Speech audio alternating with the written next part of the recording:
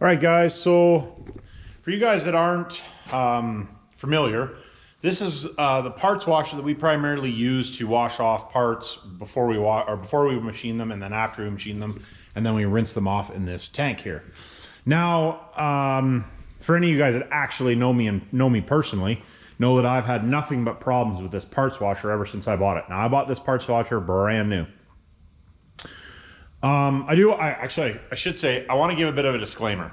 Now, this parts washer is not classified as a full service. They're like 20 grand, but they're not a full service parts washer.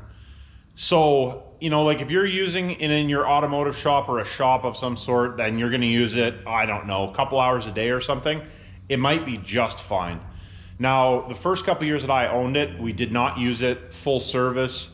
And I had to replace the elements in it, the temperature switch, the jog button, and I had to do the turntable bearings at least twice the first couple of years. Now, I did not use it all the time at that point. Now, we use it, it runs between 6 and 8 hours a day now. So it does do a lot of running. Now I have the pump assembly, I have replaced twice. I shouldn't say replaced, had it rebuilt twice. Now, take it for granted, this thing does run 6 to 8 hours a day, 5 days a week. It does a lot of running. I realize that. But I'm not sure why they designed some of the things the way they did. So I'm tired of fixing it and fixing it and fixing it and fixing it. So I am going to fix some of the stuff. One day, maybe I'll build one. We'll see. I don't know. I have another one that was a used one that I bought, that I might take the pieces out of that and build a new one, but we'll see. I got lots of things on the go, so I don't really have time to do that. So we have to fix this one back up again. Now, I was into this yesterday, put a set of turntable bearings in it, or not yesterday, a couple days ago, and one of the bearings failed. So, must have been a bad bearing. It wasn't a cheap bearing, it was an NTN bearing, which are probably still made in China, I would imagine, but anyways. So, the problem that I have with it, the major problem is the turntable usually. So, let me put this on there. So basically we're going to get into fixing this thing up because we have to have it. So basically the problem is, if you watch this table, as I can't flex it because there's no weight on it. See that? So basically there's a chain that runs from, oh yeah, I've changed this drive motor twice as well. This drive motor turns, which turns this. So the problem is, when those bearings get floppy, chain won't stay on. So we have to make this better. So that's what we are going to do. So being that I've had this thing apart so many times, let me just pull this. I'm going to pull the table out of it here, which is easy to do.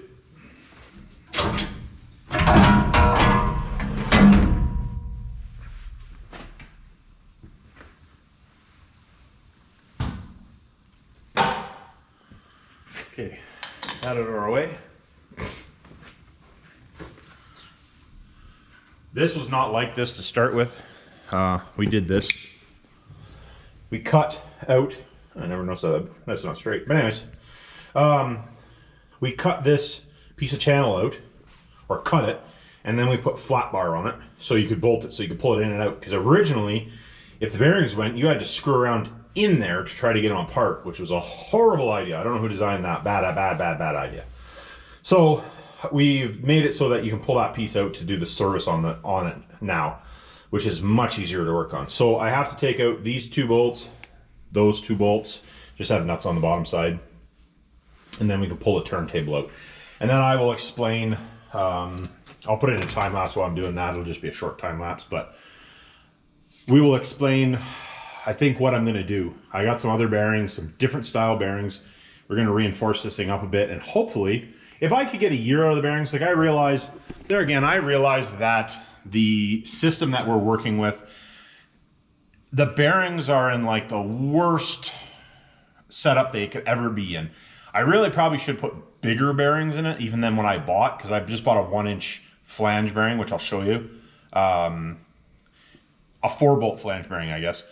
I probably should have bought a bigger bearing and then maybe you know, made a bushing or something. I don't know. Maybe if these ones don't last very long, maybe that's what I'll do. But we'll see. We'll try this to start with. If I could get a year out of them, I would be more than fine with having to replace them once a year, because it does do a lot of running. This machine was definitely never designed for that, I don't believe. But I didn't think I would have as much problem with it as I did. So anyways, what we're gonna do is I gotta grab a wrench because I realized that I forgot the wrench. I'm gonna throw this in time lapse. We're gonna pull that out and then I will meet you over at our makeshift bench. All right, so I got this thing out now. Like I said, it doesn't take that long to take it out. It's just, yeah, one of those things. All right, so I think what the fatal flaw of this thing is that they use a really small bearing. I think is the fatal flaw. Well, I shouldn't say a really small bearing. This style of bearing, they're, you know, trying to be cheap, and it is what it is. But if you look at how far these bearings are apart, let's see if it'll stop turning for me. How far these bearings are apart, right? Which is maybe 2 inches apart. And then you take this distance, right? So your leverage distance, this distance, and you take a, let's say a Cummins cylinder block, or even just a small block Chevy block, like that block right there. And you put it on this edge of it, which I realize, yeah, you're not supposed to do that. I know, I don't, but anyways, other people do. So if you get that all the way out on the edge, you now have a pretty good lever setup that you're working with, right? Because now you got 2 inches here, and this is probably, a foot away. So it got quite a leverage system, especially when you're laying, you know, Cummins block weighs 350 pounds-ish, 350, yeah, probably 350 pounds. I should actually weigh one. I don't know. I don't think I've ever weighed one. So you have that leverage point on it. So basically, I think what I'm gonna do is we're gonna replace this bearing, and we're gonna replace this bearing. Actually, let me go grab the bearings here. I didn't buy expensive ones because I don't know, expensive ones are expensive. And I figured if this works for quite a while, I'll buy a little bit more expensive bearing, but the bearing lives in water, right? And it's not even just like,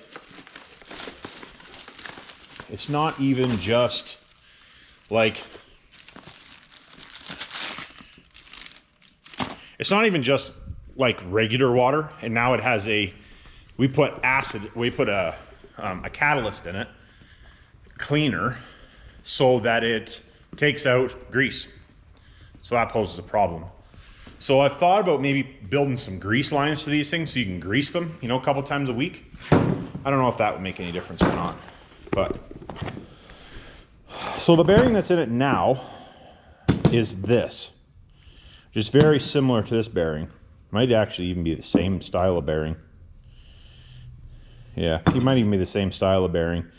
But part of what the problem is, let me show you. Part of the problem that we have is these are, well, I gotta put you guys up in the thing here. Tripod.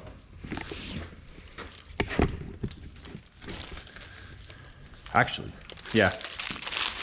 Put you guys up in the tripod here so you can see what I got going on.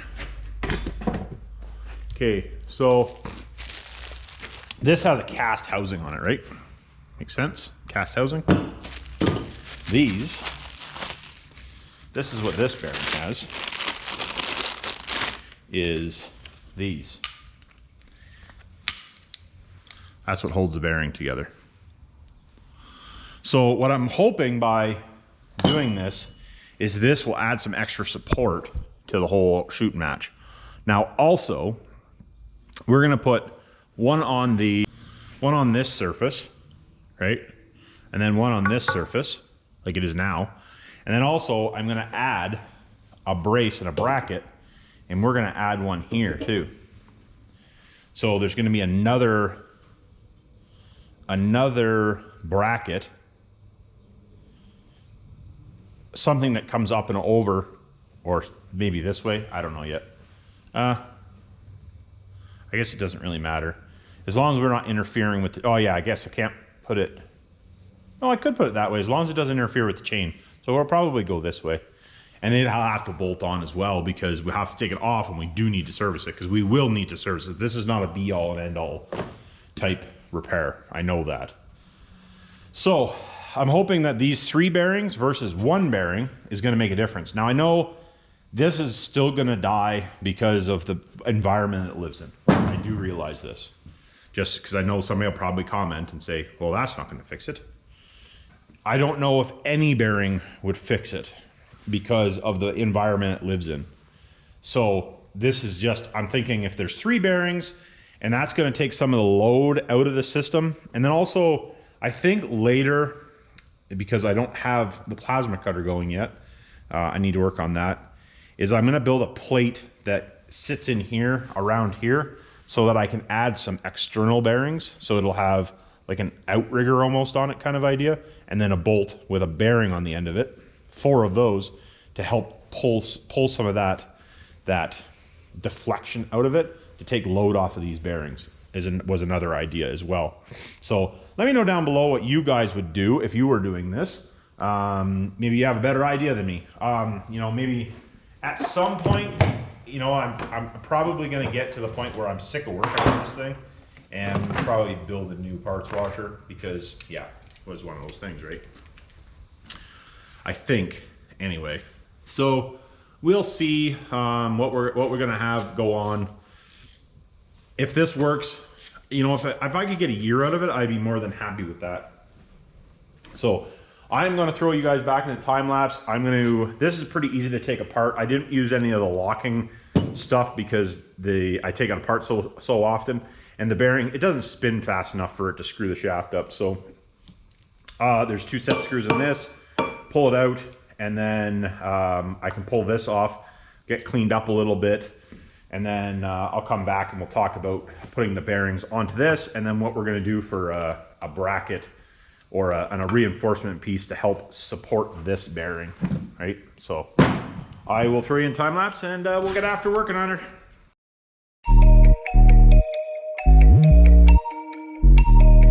All right, so I got the old bearings off.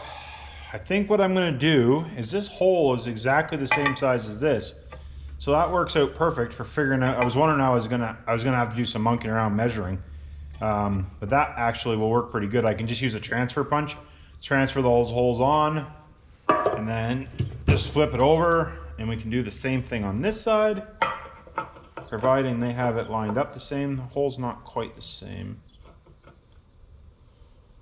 It's awful close. So we can do that. We're going to transfer those holes over. I'm going to clean it up just a little bit more.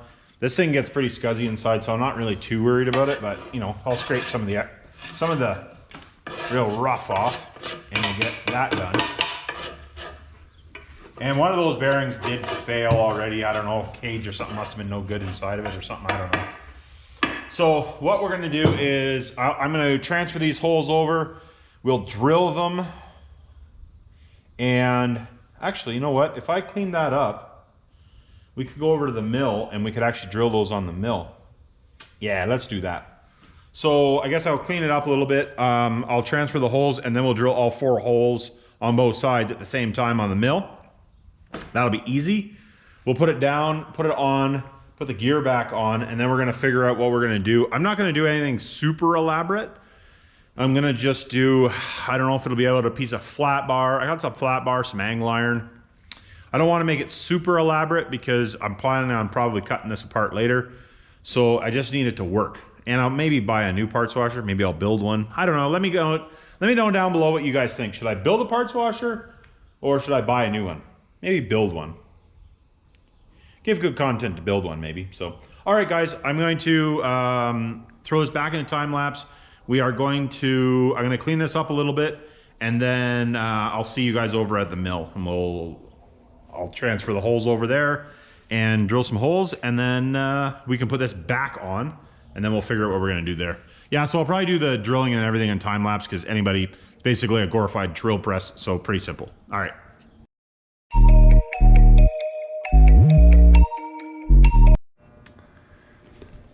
All right, guys, we're over at the mill now. I'm gonna drill some holes. So all I did was, I don't know how much you guys see in the time lapse, because sometimes the time lapse misses stuff. This fits inside here almost perfect. So for the sake of what we're doing, I'm not gonna get super carried away making it perfect. And I took a transfer punch. If you guys never use a transfer punch, you can buy these sets. They're not very expensive. And you can put the right size, which is actually, these are metric and those are standard, but anyways, close enough for what we're doing.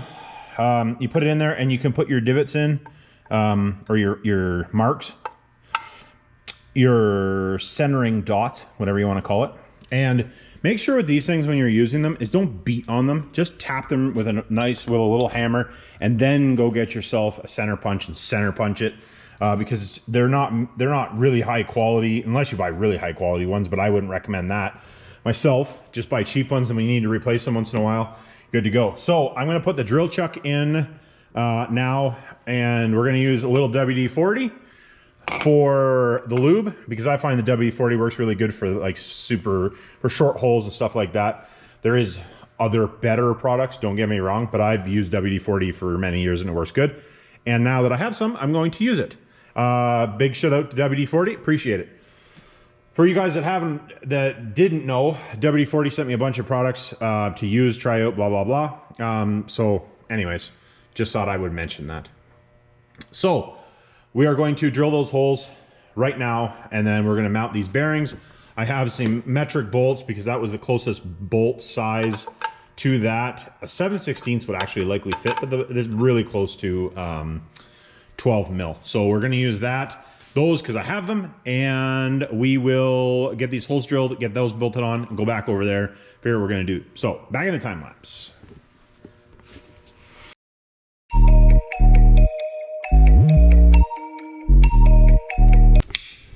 All right, so we got the holes drilled in this. Like I said, all I did was just drill straight through to get the other bearing surface, or the other bearing on, and that's gonna go on there.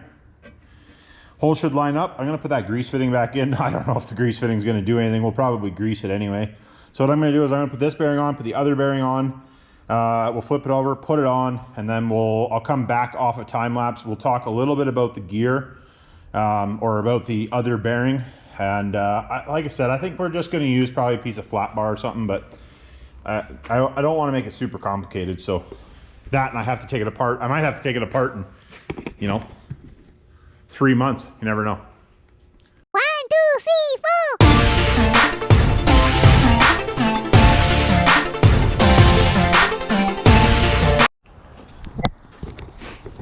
All right, guys, I think I got this thing figured out. So got the 2 bearings in there. I did have to, there was I had left that in for spacer with the other bearings. So I'd take that out, get that cleaned up and stuff. Everything is gonna work as far as that goes. And I think what I'm gonna do is I'm gonna take a piece of this flat bar, and we're gonna just put this on an angle, because I don't need all 4 bolts, I don't think, to hold everything. I don't think anyway, because this is just an extra support. Unless I have a piece of, I don't know, I'll have to go over by the shorty. I have some steel on a cart there. If I got something that's wide enough, then I'll do it, but I'm not gonna monkey around too much. So I think all I'm gonna do is just pretty basic. I'm gonna come off here. We're gonna do an angle bend on both sides.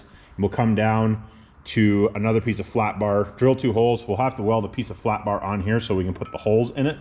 But other than that, should be pretty simple. But I'm gonna call it a night for tonight.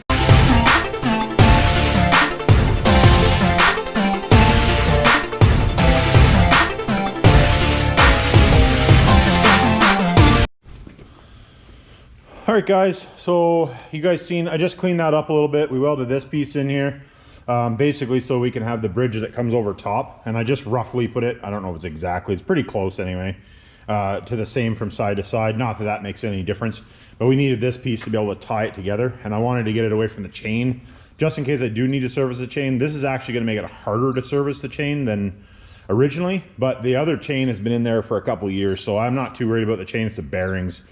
So what I'm gonna do is I'm gonna go over to the old Evolution saw, which I still love. Not that I've used it that much, but I really do like that saw. Well worth the money, my opinion. We're gonna take a chunk of that bar, that flat bar. And what I'm gonna do is, I might make a cardboard template actually.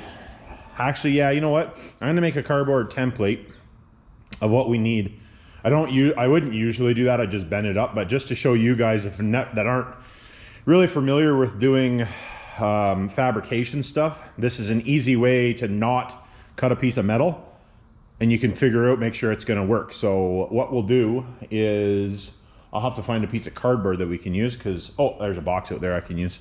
I just got rid of some of the cardboard, but I got more to get rid of today. But we are going to, all you need to do this is a pair of scissors, an Olfa knife, or a razor blade of some sort, Sharpie, and some cardboard.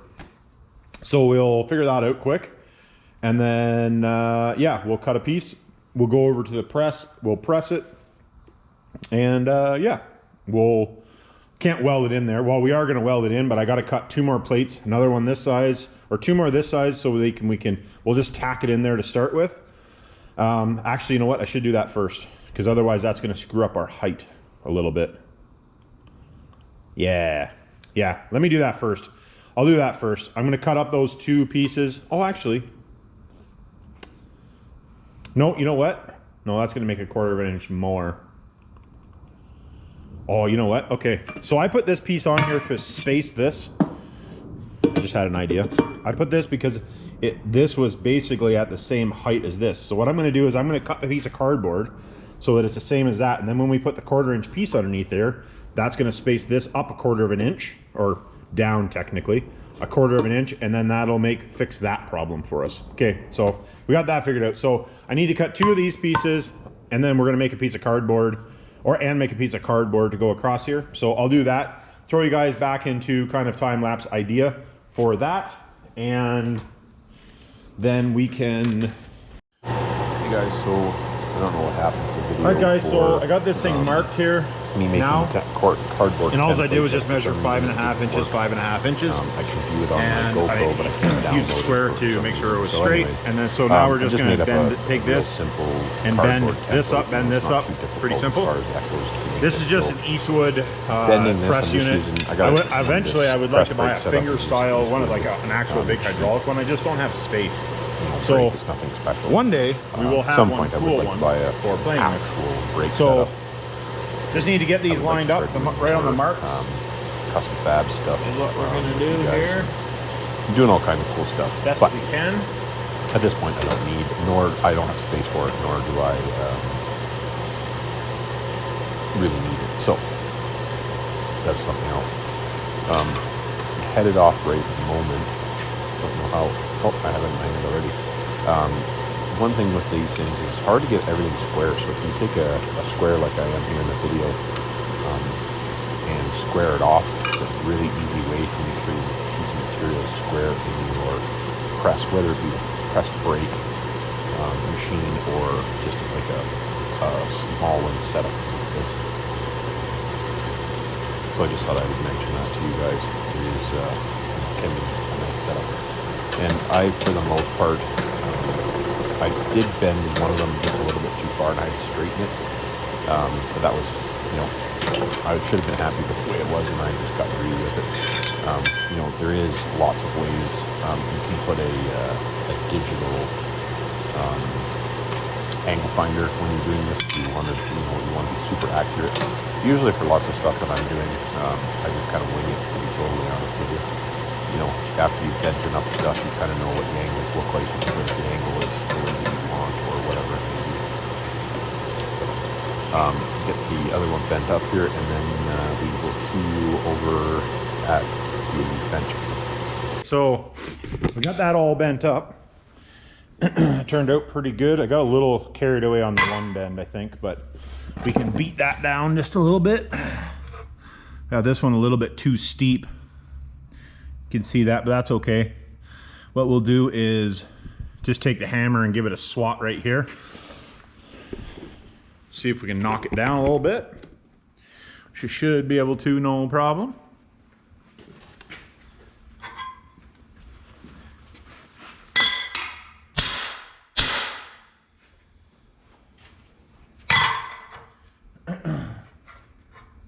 I probably had it perfect, and then I got, oh, I just want a little bit more.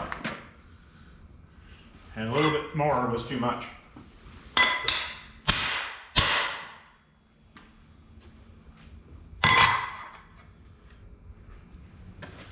But dealing with that, oh yeah, that's good. Good enough.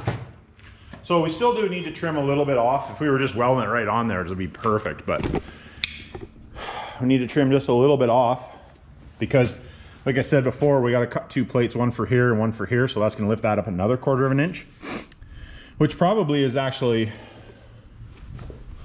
might actually be less than it was with this collar on it anyway. Let's see. Let's just see. Oh yeah, I guess it'd be less than if I had that collar on there anyway.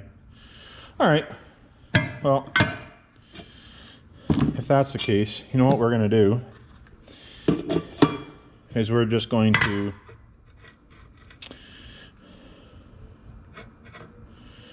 we are going to cut those 2 plates. I'm going to get something set up so that we can drill the holes for this and be good to go. All right, I'm gonna bring you guys over to the mill. I'm gonna center punch these, or not center, transfer punch these, and then we'll drill them, but I think we're just gonna drill them. We'll probably use the mill. I'll just set it on a block of wood. So let's get a block of wood. Glorified drill press.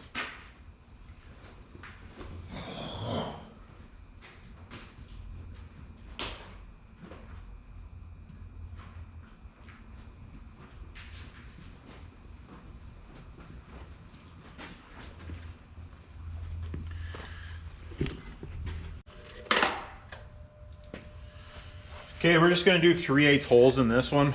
Just the rest of the bolts, except for those big guys that I put in, are 3/8. So to try to keep it somewhat,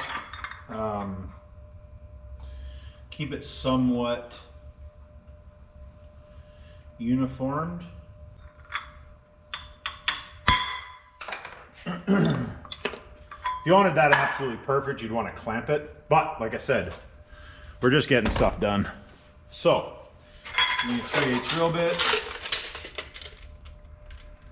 For any of you guys that work in the trade, if you're ever thinking about buying these, they're actually pretty good drill bits. They're expensive, but they do have a lifetime warranty on them. So that is nice. For you guys that don't work in the trade, I realize pretty expensive drill bit to buy to work, you know, out of your garage at home or whatever. But a really nice set of drill bits. If I was buying a set for home, if I only had one set, I have 3 or 4 sets. I honestly would probably buy a different, I'd buy a jobber set, which is just a normal angle, which is actually something, that's actually something that I should talk about. Just thinking I should talk to you guys about about sharpening a drill bit. These drill bits you can't sharpen, but they are a lifetime warranty, so. So let me know down in the comments if, you know, like there's some of the stuff you guys want, you know, like some of the stuff I take for granted because I do it every day. So please let me know. I do not recommend using a mill as a glorified drill press. I do, because I don't have a drill press. I have a mill. I got rid of my drill press. But you want to be careful because if this thing grabs, you're not holding it. It's just going to spin around. So, you know, take that in it as whatever, right?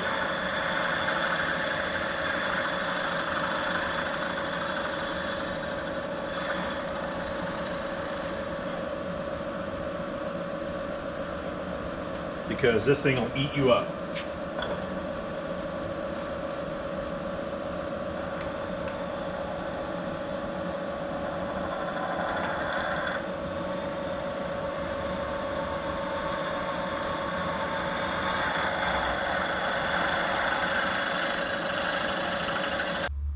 All right, what we're gonna do here now, just get this lined up, and we're gonna blast the weld on there. Okay, so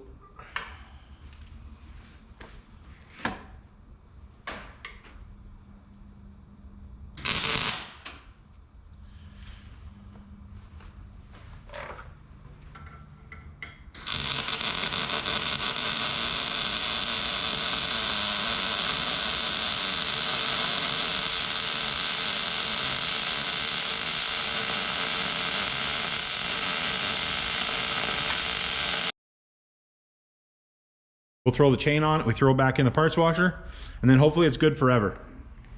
I don't think so, but we'll go with that. All right, so we got this thing all bolted together. I didn't get the one piece, that plate just quite straight on there, but this one should have been over a little bit farther, but nah. It'll be more than fine for what it's doing in the old parts washer. So, and like I said, I think I'm gonna change this setup anyway, so I'm hoping to see how long this will last. So, I do actually have a challenge for you guys. Put down in the descriptions, I was getting 3 to 4 months out of the old bearing setup. So doing this bearing setup, this style with just 2 of these. Now this has the 3 bearings on it, right? So it has this one, and this one. Let me know down below how long you think this is gonna last. Whoever is the closest to however long it lasts, give me in weeks actually, don't give me in months, give me in weeks. Let me know down below in the descriptions, and whoever is closest when it craps out, I will send you a free t-shirt or a free something. I'll send you something for free. So I'm not sure what that'll be just yet, but it may be a t-shirt, a hat, maybe some stickers. I don't know. We'll do something. Maybe some WD-40. I'll do something for you guys. So let me know down below. And yeah. So now I'm going to take this and put it back in there, and then we're going to get it hooked up. Hopefully we don't have to touch this thing for a long time. I hope, but I don't know. We're here for the ride at this point. So let's, oh, actually, you know what I do need to do is I wanted to grease those bearings. I might as well give them a fighting chance. So I'm gonna grease those bearings, and then we'll put this thing back in here. But you guys probably don't care about watching me grease it. And I'll probably have to fill the grease gun. I shouldn't have to. I was the last one that used it, and it hasn't been used since. So hopefully I don't have to, but let's see.